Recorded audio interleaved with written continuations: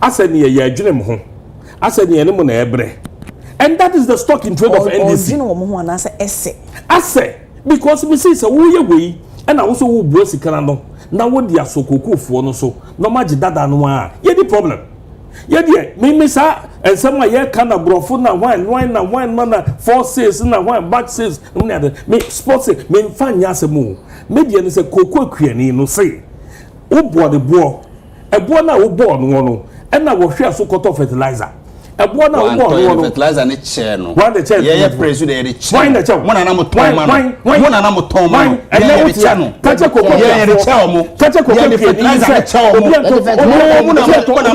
na na mo de ton ma mo kese kache koko mo in free obi na mo fertilizer mo spray na mo je kache koko kuani ni say repair mo motor bro no mo free mo na na mo repair na mo diska ohwesika no ekofa apafo eti omka ohwesika no ho emma apafo aduane diye ena watwa koko do ohwe ho ebuaye ene ne made ne gire mo nya de na de wo nsam mumu hata koko do emma ye ready no ma party e de akọ uba ya wo se da mint win to asas kadibio abna asad na esino ono na de ne pair na say other external factors and happen am me say ko di bua etua ebua esemu yen kasemi ye penso ebisi ye president oti ni mamu yamukom president odwe ne ma ho o se da bi minti so na ya die ko DP and then 9 months ya ko DP ya ko 9 months 2021 9 months mo je ko foka but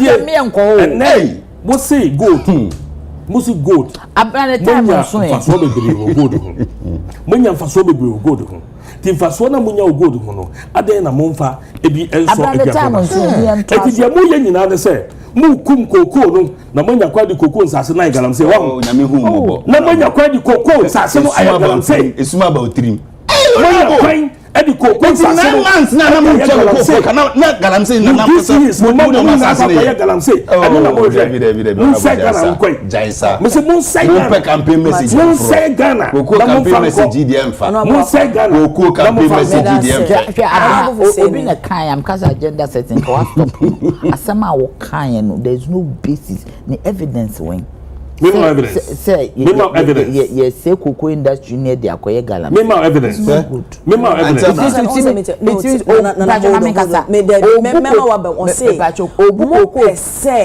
obu koko farmers no kura nimtia koko farmers no wo ne own so be can say I do a difference be state fact koko farmers anything at time na ba you know for you to koko farmers no into the my honorable embrafo say name do also evidence minimum evidence minimum evidence so what can say wo evidence then it means say a fact idea we can see because enne me I thought say now you were being rhetoric I am telling you say enne abaya catch for you involved in Galamsey drive for akwakoye campaign drive for akwakoye investigation na what twinye aban kan he me nsem wa fi mi MC ho baye busu mi nsa ni ade aban kan ho he na nti say Galamsey to atese ni ade a ade nti ni ehu say mu gu koko no no manya kwa de Galamsey but we should also advocate what? Thinking of Galamsey is not an option.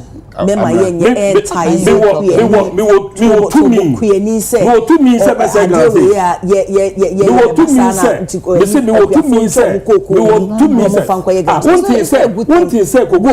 condemn it. What I say? No, have you condemned it? Yes. Have you condemned it? So have you condemned yes. it? And what has happened? Yes. What has happened? And see, in as much as say, me yeah, but now me kai man de ni say, in as much as say, bonus what say, mudi ya ono. We understand, but so be chegu. No kwa Galamsey de, no because and I say, Abai say, next generation. Hold on, next generation.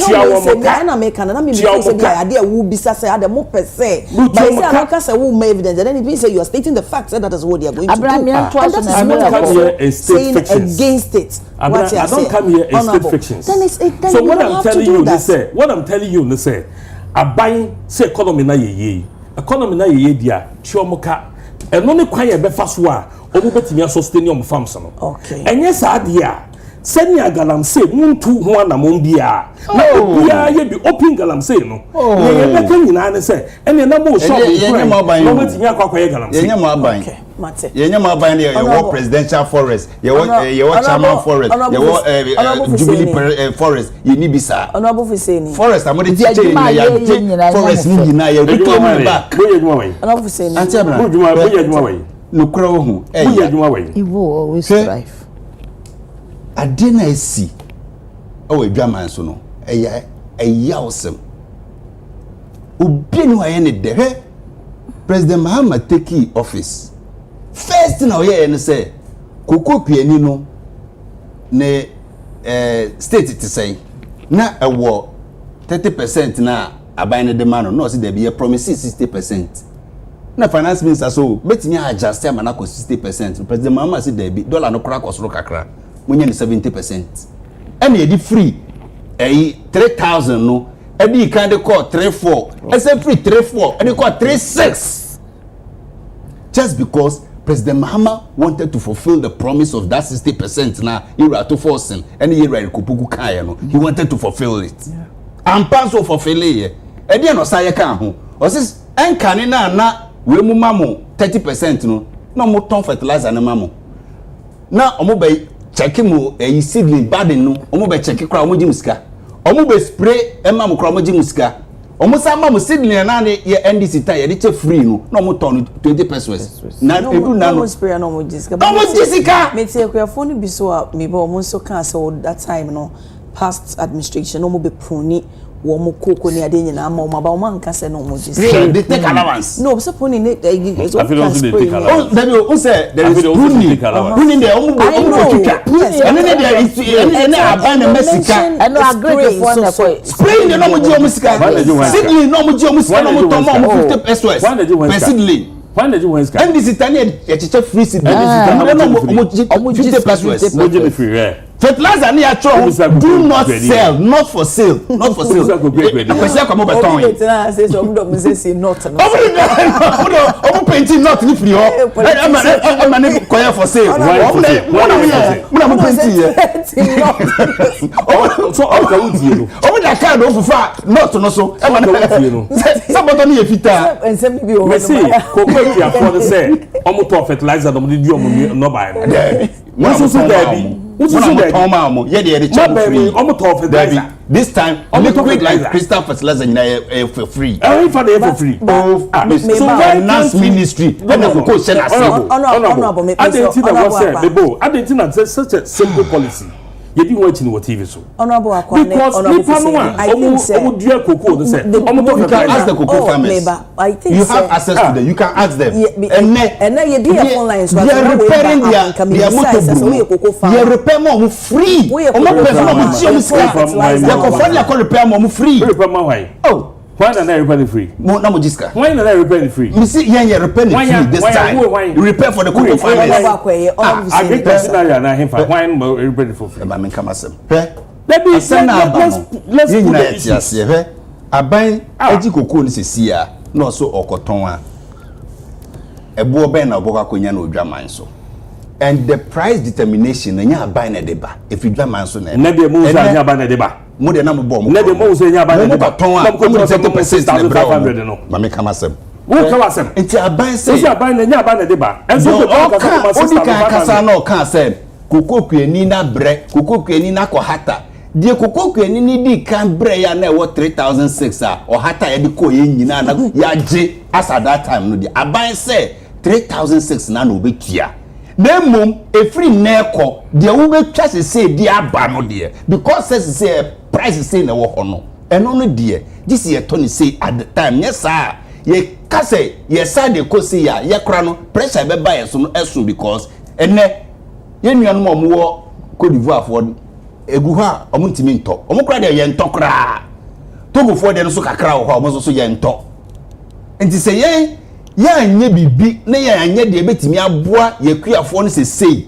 at the meantime na say ebo no tiba from bioma ye ho be kire ye ya nhwe ya na ye sakode amemene ko bobusie bi si ye gibusie de baba ye we na ekoye hwehwe ni mu bi a ekina no wa nhwe ya na sabe pension for sika ne yesa akofa ana say akwan bebre ba ene ye tia contractors kan no yes say de yensa dua contractors ka ye de sika no kohwewe ebe ye na kokoo no so atimi abakuru. But before so am be make announcement of a season no, for instance be am open October na knowing say be run it to somewhere September mo mention price na expect ni be can say you make projections ehwe monim ehun say na TM for so say ni betimi enya ansa na mo de price ya ka say year 26 na make say is it because be a one puti sa projections no into consideration tina along the line no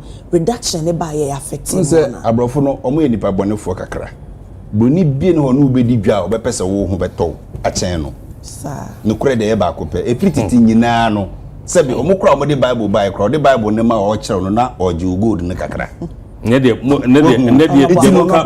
that's okay asempa also certificate nya asempa ofusa bofo nyina na omo ntitwi no kure wo ho ne say they determine the price for us nti ono no wo hu say ene gold peja so much say Zambia for ade kokko no so copper no so kwa na ekosoro say kokko so say peja the power of the African is becoming so high.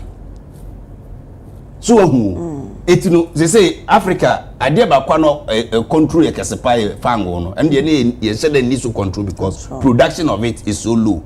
Gold, cocoa, Africa the controls are near man. The whole world, Africa produces the largest cocoa. Africa they control the largest gold mines. It is a gold across to that extent.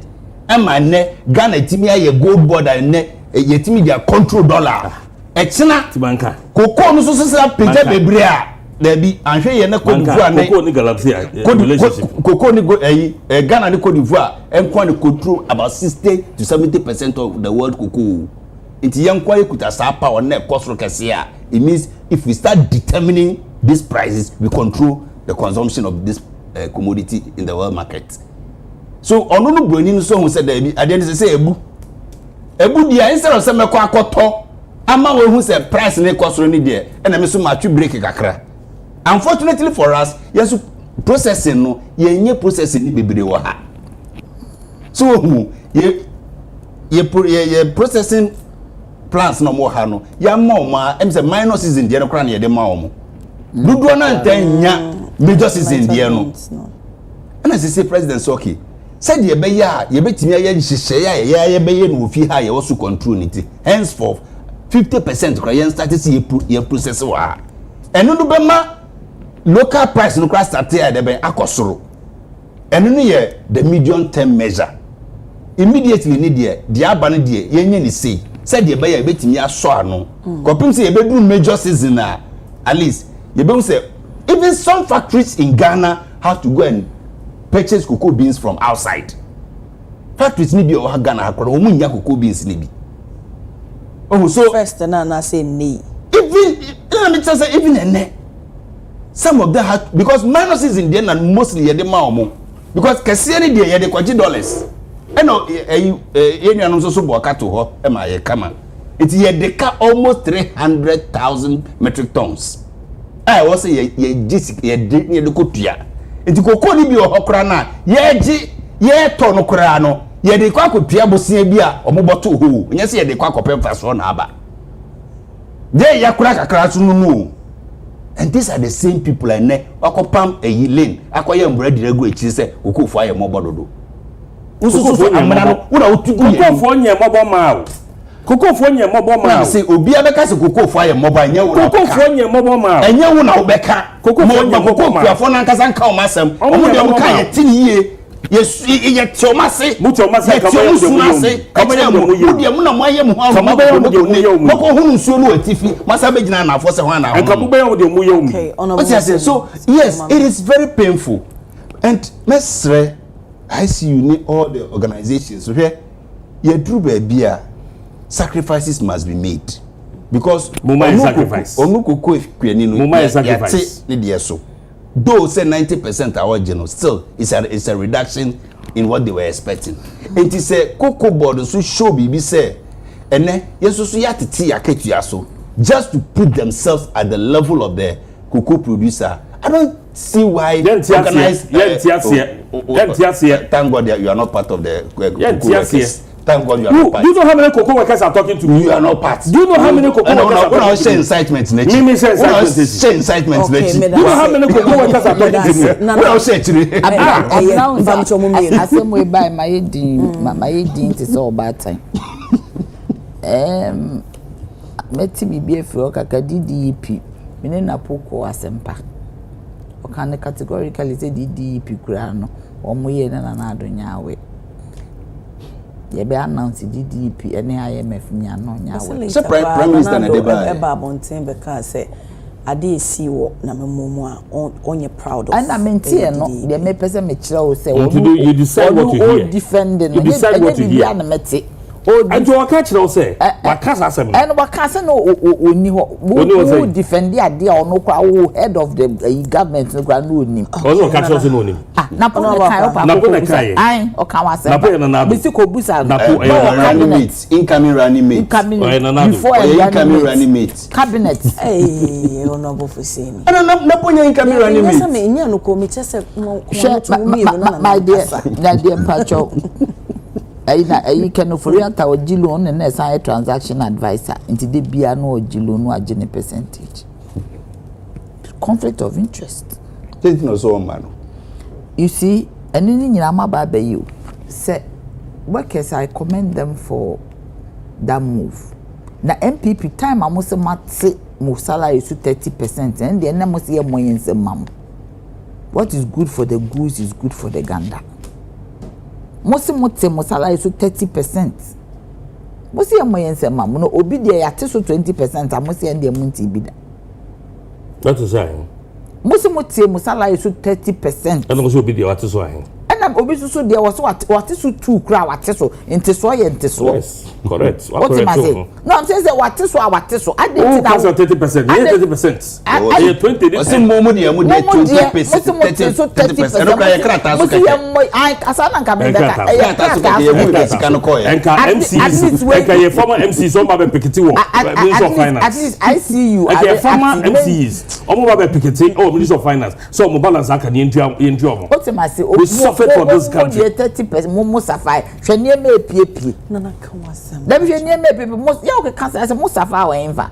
11 million. Yeah, 78 million. But they to presidency. Enfa manage press. Enfa manage press. Memo nko a 78 million. No for manage press. The press no mo nya papa o. No for manage press. And as aka media, o say man wan ka say esi enkodu esi enfa manage press. Ye dey na mudi. Nti en hwe nua no aye. Minim da say what time media. Ye dey mudi. The government say wo dey enfa enyampa, but enfa it is sampa. Enyampa. Dey na enyampa. Enfa say it is sampa, it is media for them. No deserve anything. But but we got all the media people. You cannot. So mo na mo gage wo. Why yeah. The media CSOs near the Nano went against us. They went against us on the presidential forest. On the presidential forest.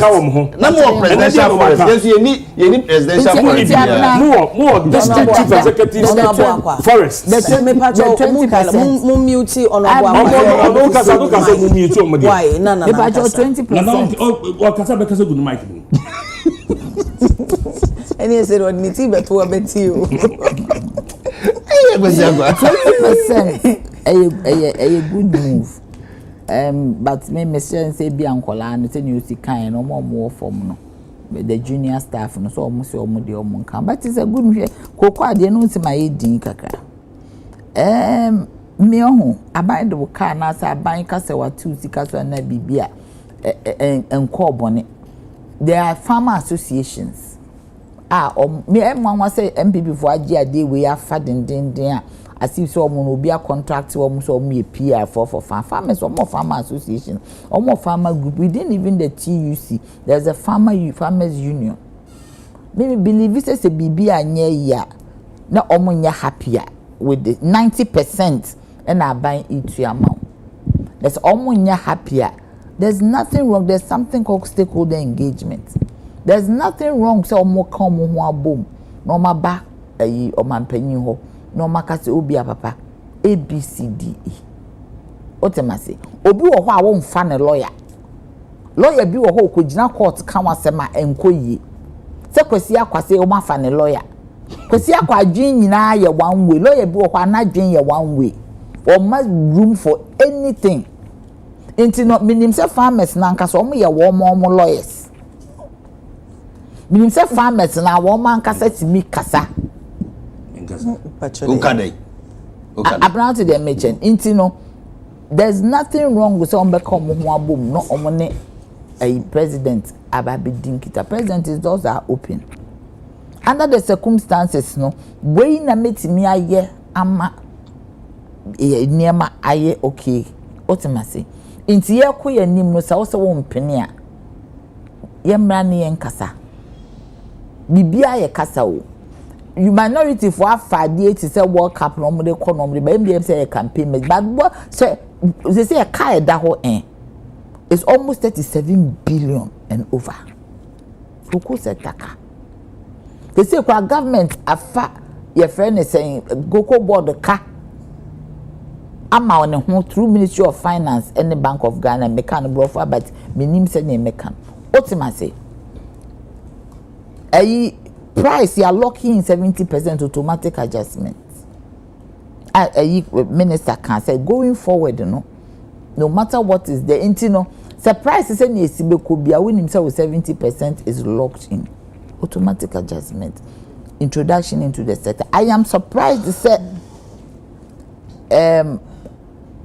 almost Ghana for him because interventions at Ministry of Finance are buying after the meeting no or they are to kwemu aye nyina ya bobo hu see ebe produce yen yankasa finished products near be export akwa amanone na etimi ama ye den ye currency ni mo ayedu ye si economy ni mo ayedu oti de mechi mo pra ye ji mu die ye ji mu die ma wo ye 419 emu die na meti ba ye ho adwuma mo kwa de man kai mo manifesto kura manifesto honorable emu he e na ma ye mo adwuma ye more than 80%. hey mo ye mo manifesto more than 80%.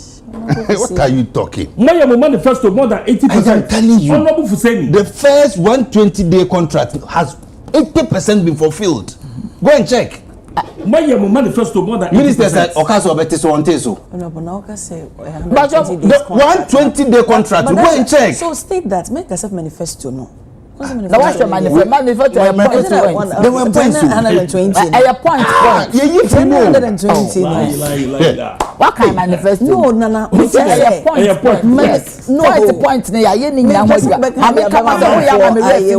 not getting the point too. You see, there are things that we can manifesto which goes through processes. Omo DNA say manifesto me can send me by UTV. The fact that you get here is a process of fulfilling that particular thing. What am I saying? It is a mood here. One day a lot is happening you don't know. A lot is happening you don't know. Women banking more process. Women banking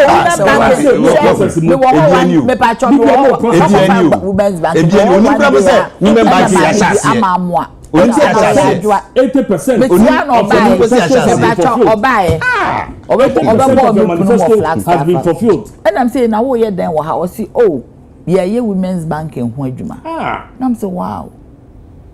And that class and no akwem say and no so mushia. Aside that Komati a vice president waka say omo enam process I think so call one of the what we say MP before me name buga nti no omo ye nkosi ba bi omo ye buga omo si dia ben no my buga into ti ase nti no I am saying say asem na da ho no ye was stakeholder engagement on why betimi aka ho ase cocoa in Ivory Coast. The structure of cocoa sale and the cocoa market in Ivory Coast is different from ours. No most of nkrofo omo dua cocoa no wo ye direct e friend saying omo turn direct to buyers no and far buy ho ultimately okay bibi say aban ato omo cocoa nya enye Ivory Coast cocoa ni nyina na aban na eto. Their structure is different and na ye wo omo so a aban den eto o se dem mention inti no o se send the test oh inti no If you make one small, one which natural. One pa. Stop heckling. One pa, say that Kasa. Nana, say that Kasa. After what kind of cocoa green area? That be my brand, but I'm saying what kind of cocoa green area? One key thing I mean, and I make a change. As a member said, this is my stakeholder engagement. You get me.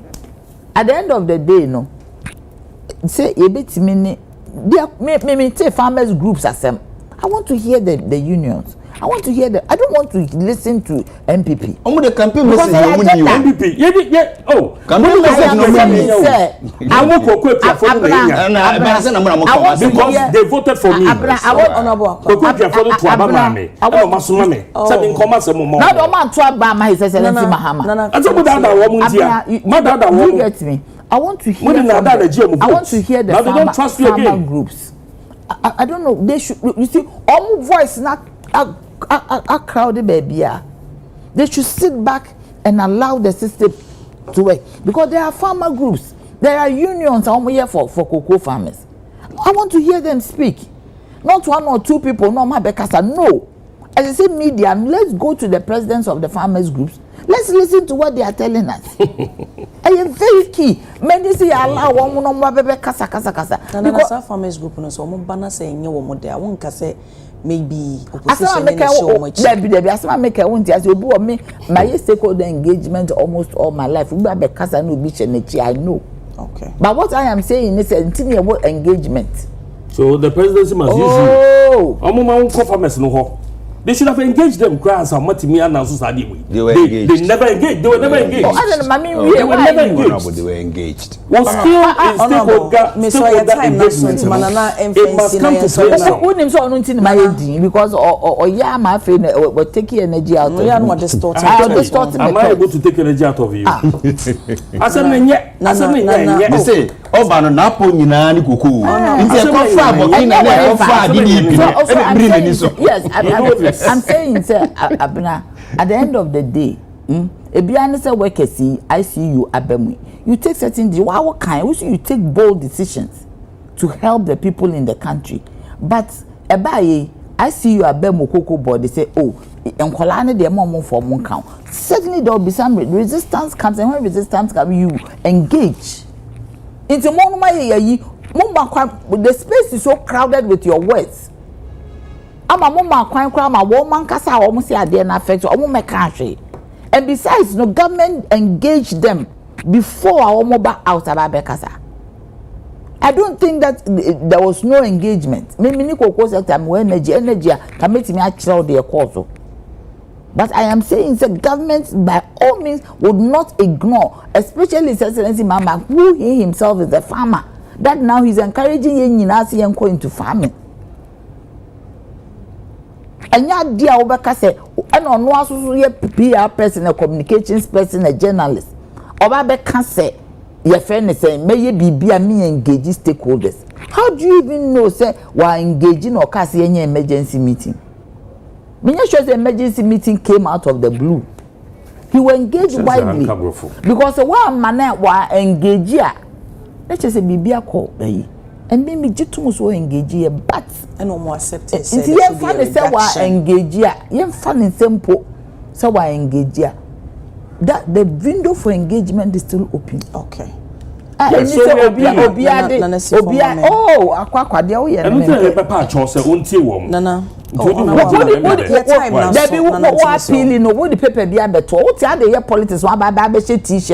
and a shell washing jacket and a shell and I walk a cancer. Of course, but I won't be by me here.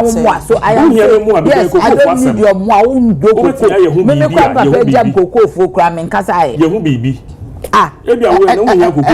Bassam. So I am saying that Abna at the end of the day, near my baby, all now politicize. I see some of the Bay campaigns, maybe promise almost say no matter what they will lose. Therefore, we don't want them so this their generation of nkrofo almost said Ghana free mu media maka oni me na tochi oni me tonchia so oni so oni me tonchia oni tonchia e dey nchia ne me tonchia me say they will lose the election. Ghanaians don't want them apart from Kuku yes akakoko amanka dey na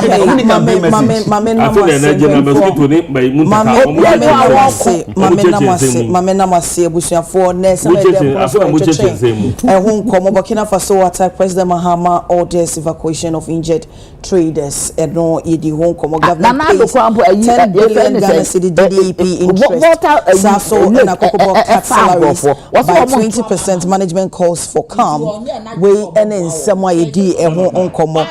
Honorable Alexander Kwesi Akwa mrashebedwani mo manfo a womo ewo Achimoda constituency saso ena honorable Nana Yache Mpimjantoa former general secretary CPP, now presidential staffer in National Democratic Congress saso na honorable Fuseini Donko ye deputy director of NSS ena na mobama yidin komo embe inform medamase na said ye kan se President Mahama dismisses petitions for removal of EC chair, deputies and special prosecutor.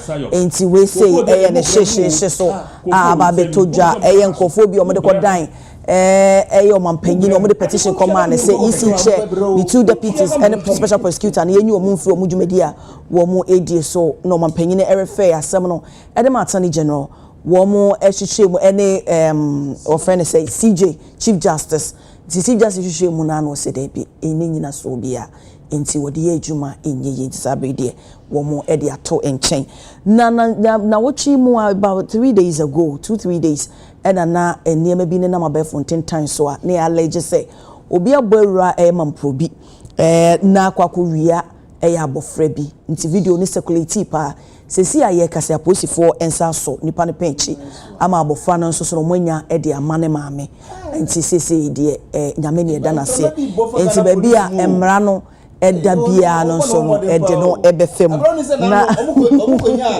omo 50,000 omo reject oh yeah, omunya 85,000 omo dey and na bribe so 25k and also man fa card the number wo na say eye account of friend say police penyini IGP over Christian you no was in no say we tirim so be that police ni ama na bribe you lie bad omunya dey some bejeda police for bribe ji won't me entice on so omuji na so won't me entice say promotion like bribe no na promotion drugs issues police for the be ni case drug cases ni ade ebitimi ma offer 25,000k why na ni woji 25,000 cedis and go omo reject it mama mamra na taking ne course adofobia odi o ma woda nenti ma memfa afidikesi so ma happy 73rd birthday to Elder AEK Yeboah of Church of Pentecost Kaneshi Worship Center from your lovely wife and the entire family. Almost say mama happy birthday to Elder AEK Yeboah our Church of Pentecost Kaneshi Worship Center and to Udoyere ene abusuani nyina so mama happy 73rd birthday nyame won hwa no onyo kese na onto won kwa enemo. Happy glorious birthday to my sweet wife and our sweet mother Mrs. Edna Yeboah, wife of WO1 Yeboah Alexander from headquarters Southern Command Teshi Kampa and the children. We love you so much. God bless you. And as I say, God loves you most. Inti ebusuani nyina say Mrs. Edna Yeboah omuma happy birthday nyame nhira wo na onye wo kese na wonto wo nkwa ennemu pa nso so enna okay inti mame fa sada nso so eba possible beauty house ona miti o say luxury or na ohun nei majimi fugu kama o ma pe yin say nei no Wednesday na enti kukufu no